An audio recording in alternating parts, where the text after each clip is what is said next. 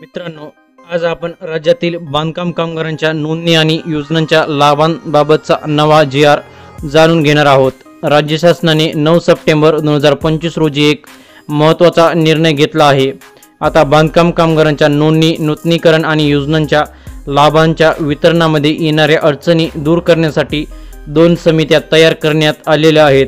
स्थानिक बांधकाम कामगार संनियंत्रण समिती आणि विभागीय संनियंत्रण समिती.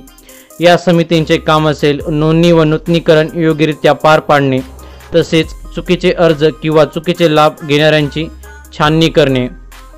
पात्र लाभार्थ्यांना तातडीने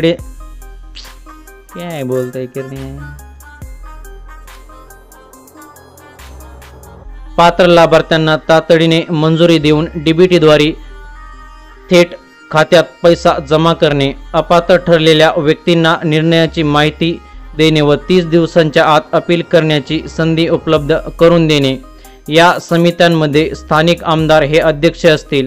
कामगार मंत्री यांना शिफारस केलेली व्यक्ती सहअध्यक्ष, तसेच पुरुष व महिला बांधकाम कामगार प्रतिनिधी, बांधकाम क्षेत्रातील मालक प्रतिनिधी, तर सरकारी नोंदणी अधिकारी सदस्य सचिव असणार आहेत. मित्रांनो, दर महिन्याला 1 ते 15 तारखेदरम्यान बैठक होईल आणि त्या महिन्यात आलेले अर्ज तपासून मंजूर किंवा अपात्र ठरवले जातील. त्यामुळे यापुढे नोंदणीला मंजुरी न मिळणे, अर्ज पेंडिंग राहणे किंवा एजंटकडून त्रास होणे या सर्वांवर कुठेतरी नियंत्रण येणार आहे. मित्रांनो, या जी.आर.मुळे बांधकाम कामगारांना नोंदणीपासून ते थेट लाभ मिळेपर्यंत प्रक्रिया पारदर्शक आणि जलद गतीने होणार आहे.